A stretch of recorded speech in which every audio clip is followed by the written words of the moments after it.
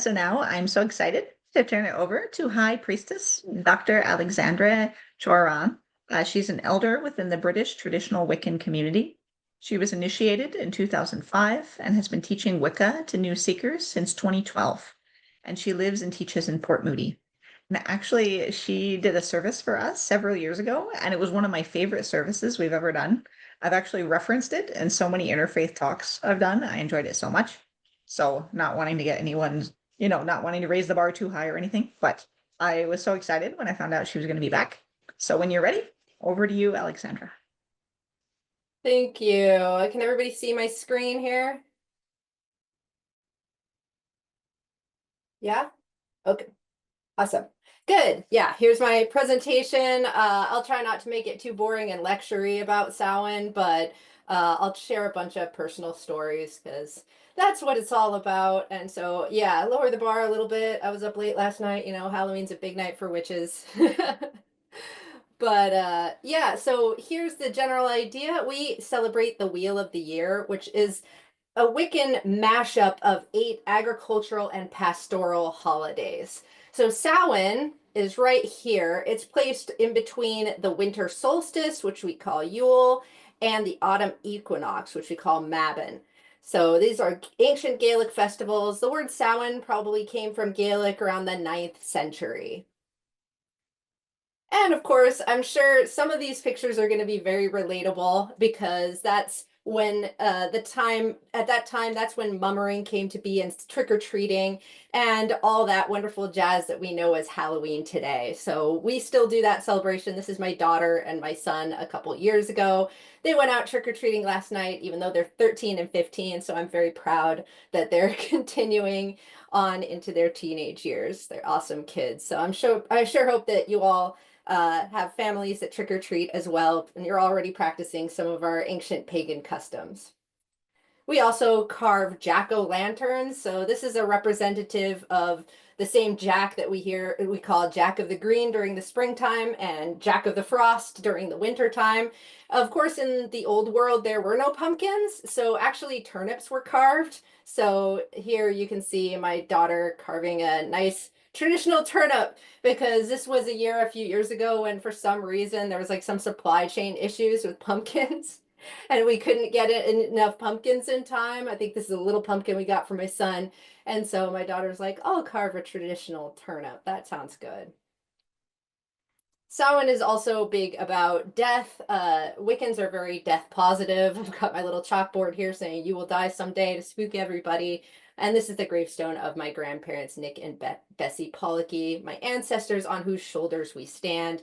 So during Halloween and Samhain time, one of the practices that we do is we do what's called a dumb supper. You may have heard of this practice in some cultures. This is where you cook a whole bunch of food that your ancestors would have enjoyed, and then you put a few on an offering plate for the ancestors to be placed outdoors, and you eat in silence. And at this time, you burn a lot of incense, like so much incense. There's more smoke than oxygen in the room, and you try to gaze at the smoke to see the spirits of the dead come back to you. And of course, you're eating in silence so that you can hear the whispers of their voices give you sage wisdom in your ears. And here's one of my beloved Mighty Dead. She actually died last year in October. So Wicca is an initiatory religion. I was initiated into Wicca. You can think of it as a priesthood of pagan religions. And this was my initiator's initiator, Haragano. And you can see this is a Facebook post that said, help us share a piece of Patricia Haragano. She decided to be composted. She's delighted in the thought she'll be helping her loved ones' gardens grow. We'll be bringing some of that compost to her life celebration. Please bring a container for a bit of compost if you're interested. And I do have a bit of her compost, so next spring she will be growing vegetables in my garden. Another thing I want to share from Wiccan practice is that I was there for Haragano's death. I was one of her bedside caregivers, and I'm really proud to say that Haragano had only members of the Wiccan community taking care of her in her final days, aside from a hospice nurse that showed up once a week to manage, medication refills and stuff like that. She was really in charge of every single moment of her death. We didn't hand her water unless she wanted it. We didn't do anything without her say so. And I I also volunteer as a hospital chaplain, and I have never seen a death that gave somebody that much control before. And I'm hoping that that amazing example will be echo into eternity for Wiccan best death care practices. She was an incredible lady. She also taught me about the bone fire. The bone fire is where you save wish bones throughout the year from your rotisserie chicken or your turkey or whatever. And then on Samhain, you break the wish bones and burn them so that the dead can still make wishes for you. So this was a bone fire. I just added this slide this morning because this was a bone fire that I burned yesterday. And it also has various spell materials that we burn, like rowan berries from Mabon celebrations in the fall. And while I was burning it, I sang a Wiccan hymn that goes, hoof and horn, all that dies shall be reborn. Vine and grain, all that's cut shall rise again.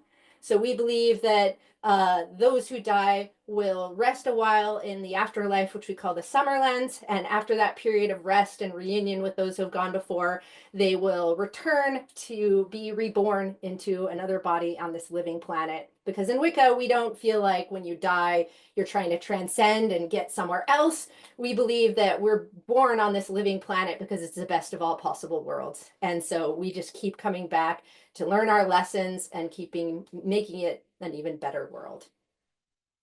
Samhain is also a big time of bonfires along with Beltane on our wheel of the year, which is interesting because they're right across from each other on the wheel of the year.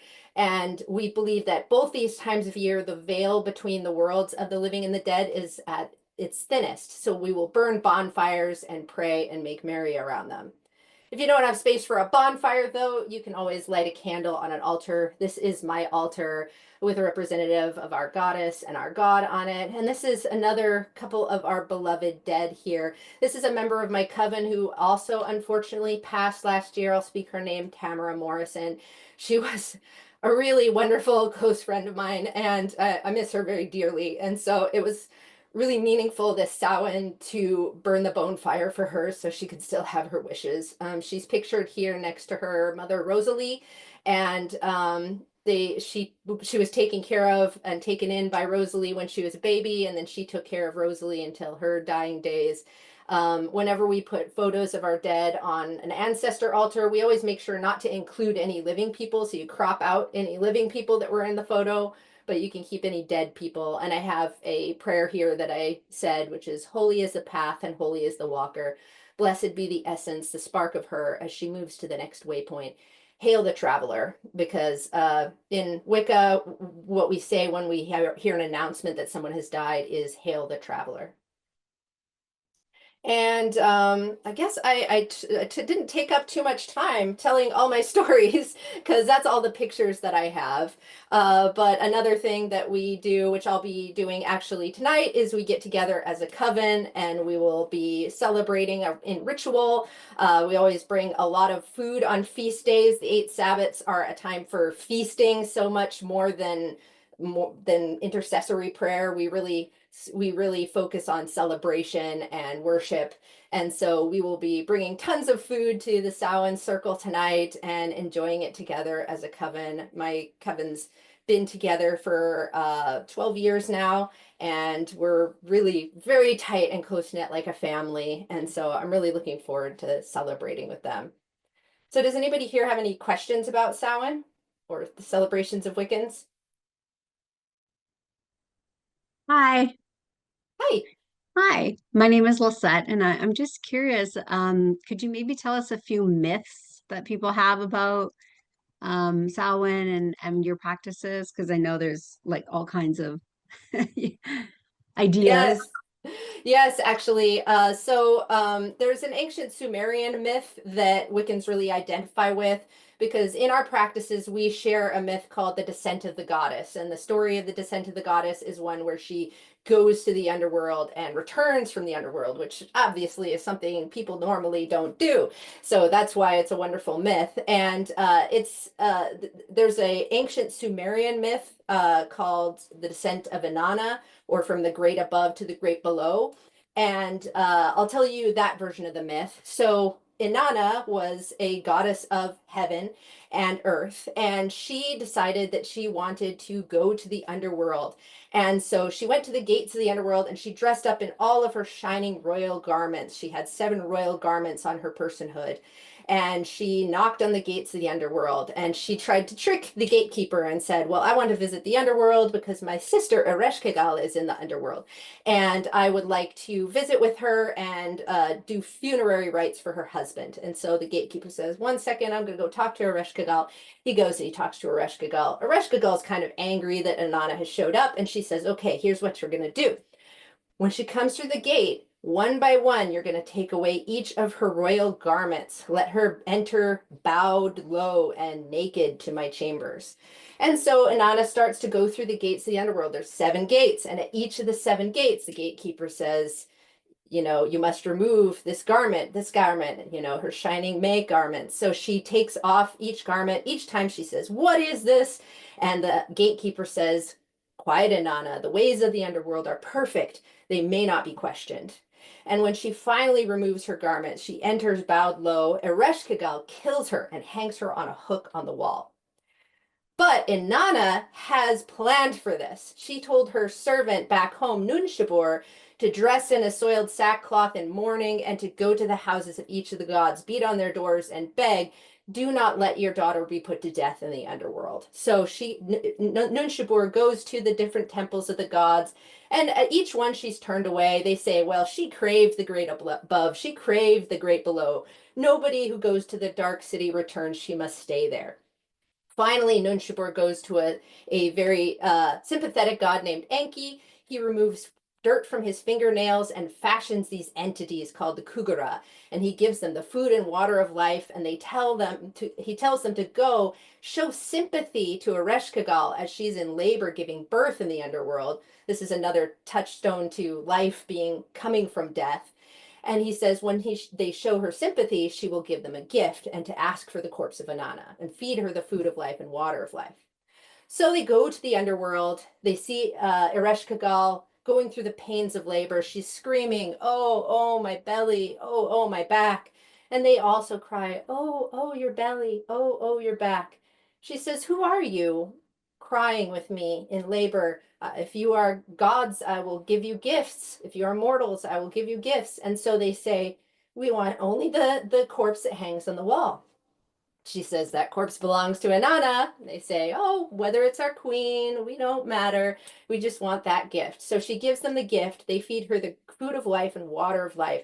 She comes back to life, but the underworld sends demons with her that must claim another in her place. So when she goes back to the upper world, she goes and she keeps meeting people. She sees Nunshabur, her servant, and the demons say, we will take her in your place. And she says, no, no, I love Nunshabur. She did exactly what I told her to.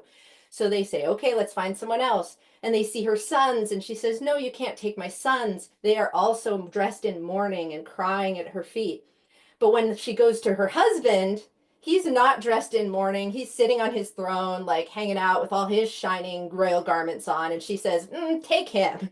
So the demons grab him. And so the lessons of this story are multifold. One of them is that, you know, you can't take it with you when you go. You must remove all of your status.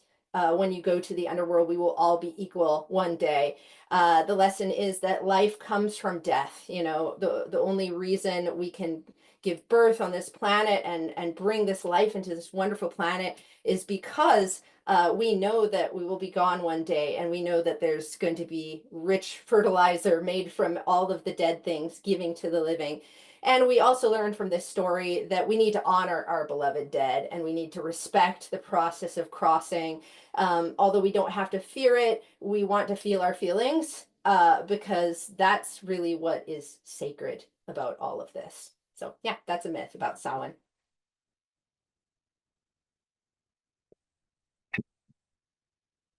Any other questions about Samhain or Wiccan practice? By the way, my email's up here. I do teach a class, Wicca 101 class in my home every Monday. I've been doing that for 11 years. And so if you know anybody in your life who's very passionate about Wicca and is interested in initiation into a coven, you can give them my email address, wiccan@gmail.com. And a new cohort starts every February. And we gather together for a year and a day so that we can build a sort of camaraderie and rapport. Because when we do things like ritual and sharing energy with each other, it does take a certain degree of trust and rapport. I have a question, but it's not about Samhain. Yeah. How did you join Wiccan? Did you grow up in a Wiccan family, or like they ask the Baha'is all the time, how did you become a Baha'i if you're not Yeah. Persian, right? So that's Funny story about that. So I was pagan when I kind of became pagan when I was a teenager. It's still in my home, but my mother was at the time, she was interested in magic. She was doing ceremonial magic at that time, which is another Western magical practice that's not really religious, although it does use some religious symbology. And my dad was an atheist, but a very sympathetic atheist. So while I was 13 years old, back then, you could learn about paganism by doing courses in the mail. And so I would write into these courses, and my dad would mail the packages for me. And they would also drive me into the city to meet with druids or whatever. I was just kind of exploring a lot of different pagan paths. What I found was that Wiccans in particular, which I was drawn to, they won't initiate kids. It's very much a priesthood path. You can think of it as a clergyhood path, and it's got a lot of mature stuff in it. So we don't really usually initiate children. So I decided to start finding my entry point when I became an adult. And the entry point for Wicca is to find an outer court. So we have each coven has an inner court and an outer court. The inner court is my coven practices that are private, like the one I'm going to tonight with my coven. And the outer court is what I do on Mondays, my Wicca 101 class. It's kind of an outreach where I can do kind of semi-public rituals, where people can come and learn a little bit of the basics, but they don't receive formal training or initiation until they know that that's what they want, right? Because it's kind of a big commitment. We really believe that when we do ritual, we're turning the wheel of the year. This is not something you can skip because you're tired or hungover, right? This is something that we feel is extremely important practice. When I turned 21, I was living in the States at the time. That was kind of the significator of adulthood down there, because Wiccans do share wine or ale in circle. And so I started looking for outer courts, and I actually went to 3 different outer courts before I found the coven that felt like home to me and that felt like family to me and that I was initiated into. And so, yeah, it took a while. It was a lot of seeking, and it took me about 3 years before I got initiated. Yeah. Is there a relationship between Druids and Wiccan? So you can think of a umbrella called paganism. And when we talk about paganism or neo-paganism, we are talking about practices that are earth-based. We follow the seasons, that have possibly polytheistic, more than one deity, and that have to do with an idea of pantheism, or that all things are sacred.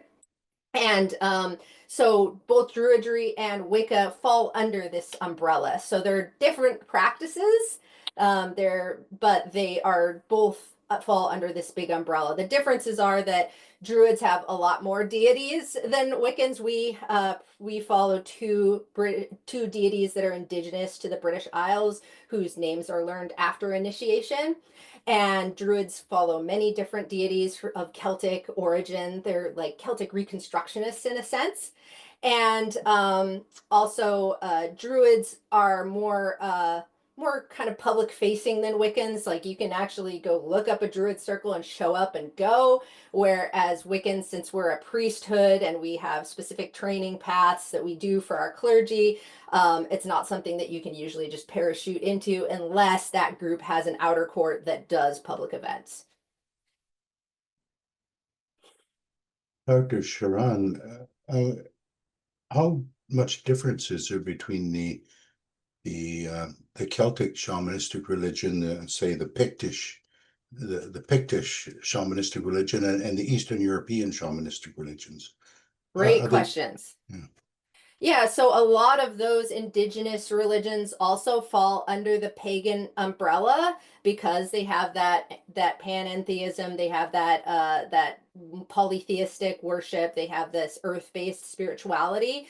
The Picts and the Celts, very, very similar. Obviously, they're right next to each other geographically, so they share a lot of similarities to each other. And there's certainly some aspects of Wicca that have picked up some of that Celtic and Pictish practices and understandings. For example, they were very connected with the Fae, the idea that there's all these little entities in nature and we have to interact with them respectfully. You know, we can't order them around and tell them to do stuff. Instead, we have to sort of befriend them and gain their favor. And as a result, Wicca has a lot of those practices within it that are different from the ceremonial magic that my mother practiced, because in ceremonial magic, you're very much ordering entities around. You're like, do this, do that. I'm threatening you with a sword, right? But in Wicca, we're like, hey, would you please do this? And in exchange, I'll give you a sweet cake, you know? So it's very, very interesting that we've picked those practices up from the Pictish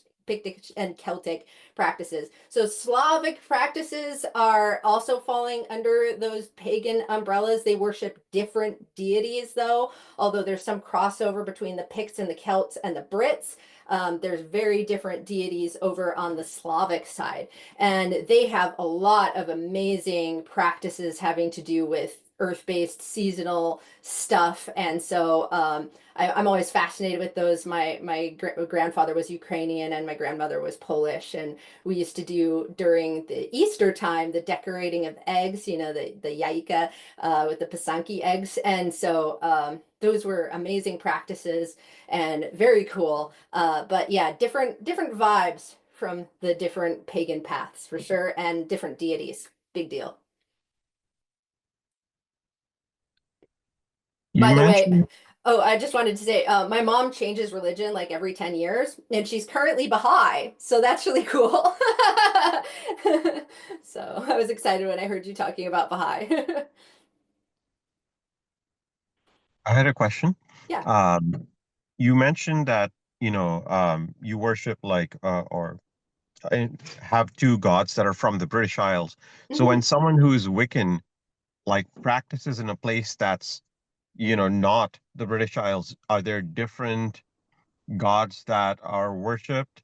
And along the same lines, like, if you're in a place that where the seasons are different, right? If you're closer to the equator and you don't have like fall as it exists in kind of this part of the northern hemisphere, how do the practices change? So in terms of gods and in terms of like the different, seasons on this wheel of the year.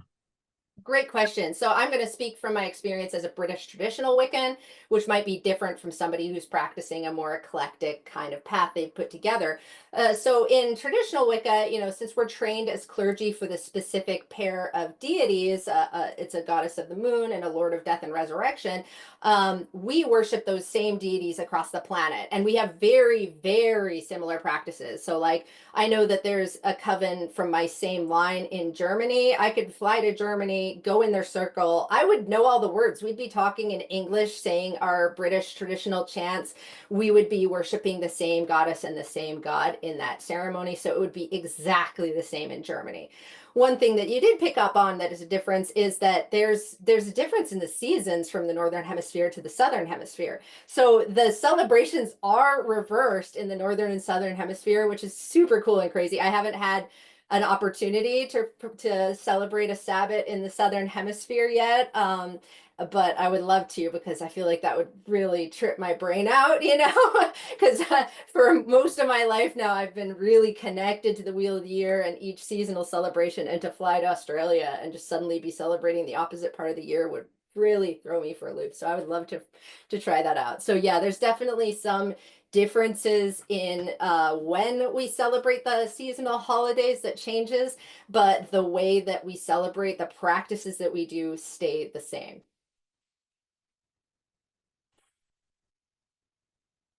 Any other questions? Yeah, I Ken. have a question.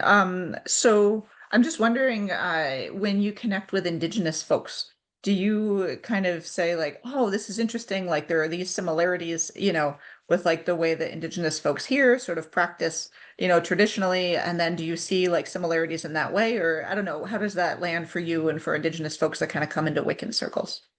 Yeah, I mean, I just personally, I love, I'm sure you guys all identify with loving to learn about different religions and loving this interfaith kind of finding our similarities are more than our differences. And so I definitely draw some parallels between Canadian Indigenous practices and pagan practices, because obviously they're very bound to the seasons. A lot of these religions are polytheistic. And so they definitely trigger my brain to say, oh, one of us, a pagan like us. So I definitely identify with that. Also, Wicca is an indigenous religion of Britain. So I kind of feel that connection with kind of holding the sacred fire of this indigenous religion and keeping the core the same, and keeping the core sacred, the same way that I'm sure indigenous people feel about wanting to keep that flame alive. It's one reason why Wicca has this inner court that feels kind of secretive, and some people feel like it's kind of exclusive, like, hey, why can't I parachute into an inner court ritual tonight with you?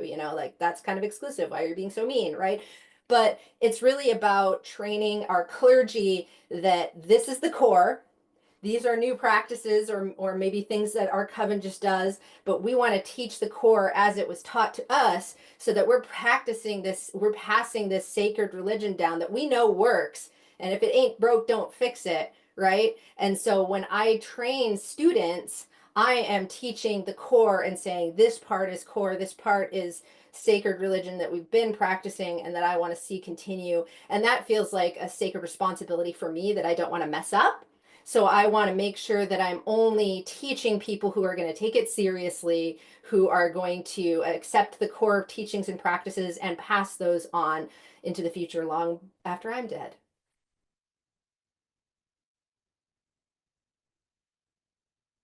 I had another question. Yeah, go for it. Um, so, as you mentioned, like Wicca is polytheistic. Now, I know that like in Hinduism, which is also polytheistic, there is this idea that kind of, at the end, kind of all the different deities, all the different gods are like an aspect of one god. Is Mm. is is there a concept like that in Wicca, or is it different and they're all considered like separate, independent beings? Great question. So Wicca is an initiatory mystery religion, and it's orthopraxic, not orthodoxic. What that means is it's what we do that makes us witches, not what we believe. So when we receive these core teachings and practices, we receive them in a ritual context where we're having an experience, right? And we're gaining understandings of ourselves and our gods through these experiences.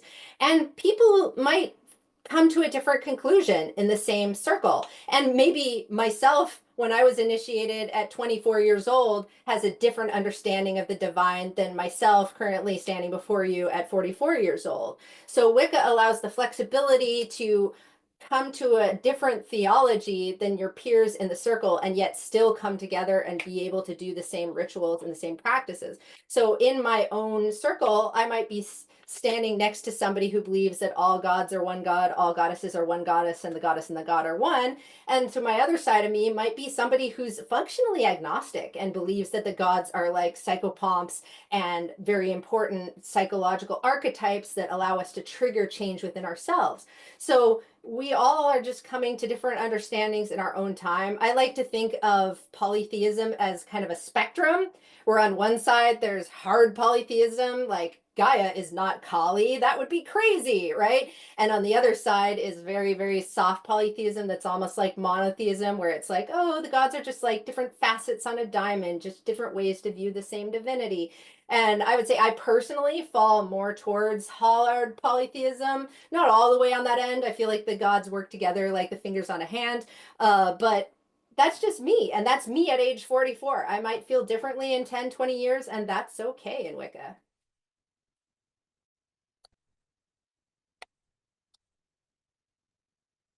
This is And I have awesome. one more Thank you so question. much.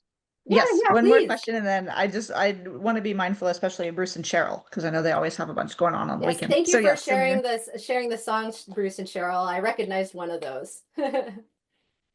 Um, I was just curious because you said when you were initiated at 24 and you mentioned you started studying at 21. So is that pretty typical where it takes about like you spend 3 years in the outer court learning the different practices that are, public or semi-public, as you said, before being initiated into the inner core? So these practices have changed in our culture over time. And one thing to know is there's no Pope of Wicca. So each coven is autonomous. And once you go through 3 initiations within Wicca. Once you've gone through the 3rd initiation, you're considered an elder like I am. And you can basically tell all the other elders to piss up a rope if you want. You don't have to do what they tell you, right? So each coven, that's a decision for them to make on their own. Like, how long do we make somebody wait before they're ready for initiation? So I'll tell you now about how those practices have changed over time in our culture and how our coven does it now. So in ye old days when Wicca first became public, so Wicca first became public in 1954 when the Witchcraft Act was repealed in Great Britain. Before that, it was illegal to practice witchcraft, so everybody kind of did it in secret, right? But when the Witchcraft Act was repealed, a man named Gerald Gardner wrote a book called Witchcraft Today. And it's a very conversational tone book, which a lot of books were at that time, where he's basically like, hey, we're doing this witchy stuff. Anybody else out there? And sure enough, a bunch of people came out. A man named Alex Sanders came out and he said, oh, yeah, we've been doing it too. And so different lines of Wicca started being studied within Wicca. There's the Gardnerian line, there's the Alexandrian line. I belong to the Kingstone line. We started kind of comparing our puppy papers and figuring out like where are we learning this core practices from and stuff like that. And back then, people didn't know anything before getting initiated, right? Because witchcraft was illegal for a long time, right? So they basically get to know witches through some other means. Like, for example, Gerald Gardner found the witches through like a local theater society in his town where they were also practicing Rosicrucians. And he just like got to know these friends. And then he was like, ooh, you're practicing this cool indigenous craft and I would love to join. And so they just kind of got to know him and then initiated him. And a lot of people got initiated without knowing what they were getting into. And as a result, they would kind of have a big mental blow up when they got dropped into training, right? And that was a big problem.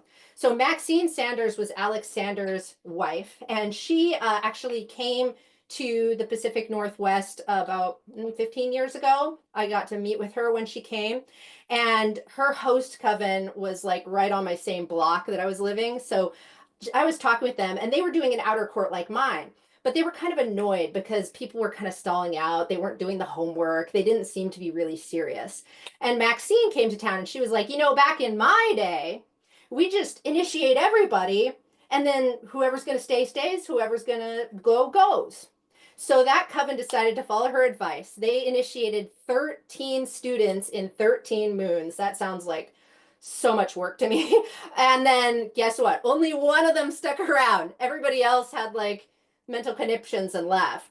Our coven feels like when initiation happens, it's a big energetic deal in your life. It's like painting a big target on your back for the gods to hit you with a clue by 4, right? So we don't want to just initiate people at random.